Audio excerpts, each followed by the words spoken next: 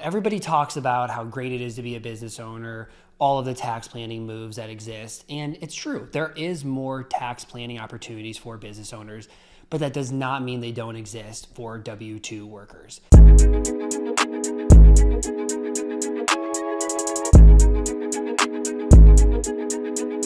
Let's start walking through the most impactful ones I see. The first one is maxing out your 401k. There's obviously a huge debate between Roth versus traditional. What if taxes go up in the future? But for many high income earners, like a lot of my clients, they are in the 37% marginal bracket.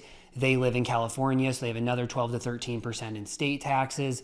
It's going to be really hard to, in retirement, be an effective tax rate of 50%. So deferring income right now makes a lot of sense as long as you have a plan on how to withdraw, Roth conversions, etc. One of the most impactful ones is maxing out your 401k. In 2024, that is $23,000 you can do plus the employer match. Now, two kind of goes hand in hand with this and is about the mega backdoor Roth. So not every employer offers this, but some do. Like I said before, you can do $23,000 into your 401k, and let's say your employer match is $17,000. So now you have $40,000 in your 401k. Well, the annual limit per year in 2024 is $69,000. That means you have $29,000 of room left where you can do a mega backdoor Roth.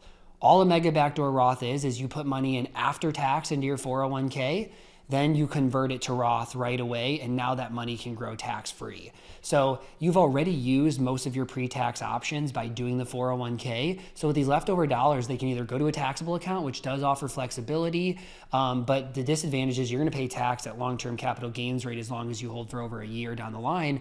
Roth dollars, based on rules that exist today, you're never gonna pay taxes on those again. Number three is max out your HSA. So an HSA is a health savings account. Oftentimes people mix up HSAs and FSAs and they think, well, I have to put money in my HSA and I have to spend it this year, but that is not true. With an HSA, you can put in $8,300 this year. That money can then go get invested. It can grow tax-free, and then it can be used in the future on healthcare costs tax-free as well. So it's a really great account to be using, one that people often overlook. But again, you have to be in a health plan that allows for this. So the next one, continuing on for retirement accounts, is all about using IRAs. So oftentimes high income earners hear I can't contribute to a Roth IRA, my income is too high. And this is true, but there is a way around it, and it's called the Backdoor Roth IRA. To do a Backdoor Roth, you put money into an IRA, you don't deduct those dollars, and then you convert them over to Roth. It's a pretty simple process, but the one thing you need to be aware of is the pro rata rule. And so basically what this means is if you have any money in any other IRA, so it does not include 401k, but a SEP IRA, simple IRA, traditional IRA, then part of this backdoor Roth conversion would be taxable. So let's say you have $7,000 in an old IRA, you want to do the backdoor Roth this year with $7,000. You can't just choose to use the non-deductible IRA. It's going to look at that and say, whoa, whoa, whoa, half of this is deducted, half is not, so 50% of that conversion is taxable.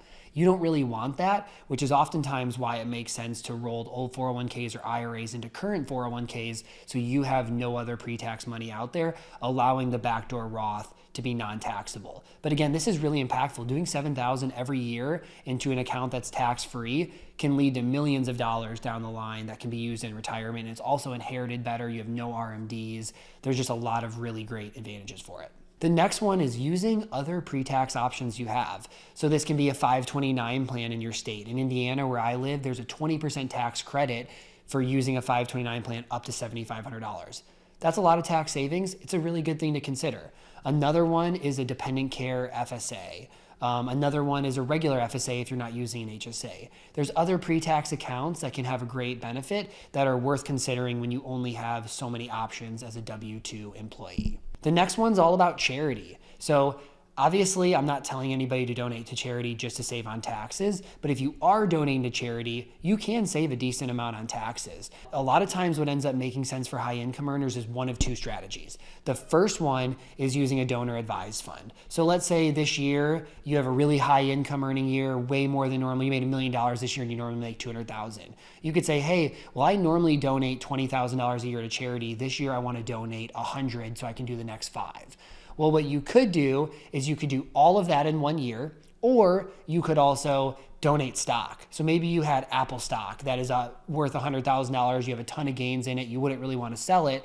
Well, you could say, hey, I'm gonna go donate the $100,000 of Apple. Now you avoid that capital gain, you get a deduction against your income, and you can distribute it to the charity over a number of years. And then the $100,000 you would have donated, you could go buy back that Apple at a higher cost basis. So that's one. Another one people do is a bunching strategy. So right now the standard deduction is really high. So most people take the standard deduction. Donating to charity doesn't make much of a change.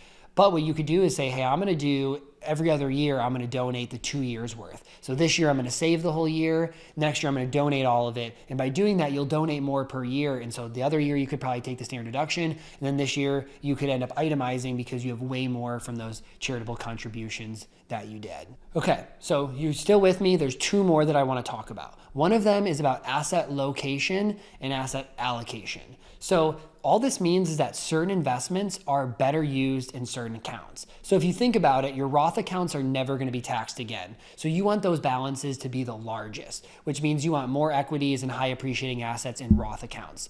Your traditional accounts like 401ks, you are going to pay at income rates in the future. That's probably going to be higher than capital gains. So it typically ends up making sense to have your lowest appreciating assets there. And then in your taxable account, you're going to pay tax on dividends, on capital gains, etc. So you typically want investments you're going to hold for a while and ones that are going to be tax efficient inside of those accounts.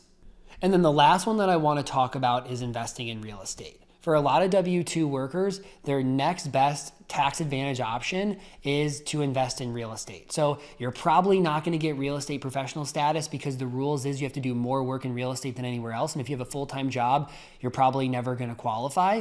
But even if you don't qualify for those losses to be able to offset active income, it can still be a great asset class. You basically, the growth is deferred, so you're not paying taxes on that. You get to deduct depreciation from the rental income that you're doing.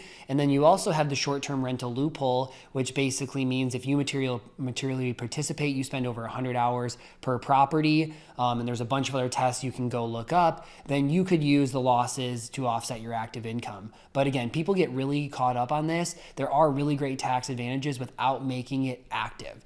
Real estate can be a great asset class, but again, you don't want to go all in on one thing. Typically, you want to be diversified among a bunch of different options.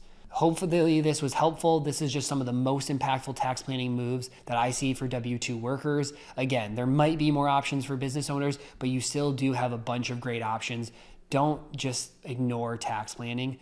Tax planning can be the difference of a lot of money down the line. Thank you for watching. If you enjoyed this video, please leave a like and go subscribe to my channel for more personal finance content. And as always, please leave your thoughts in the comments below, and I promise to get back to every single one of them. We'll see you back next week.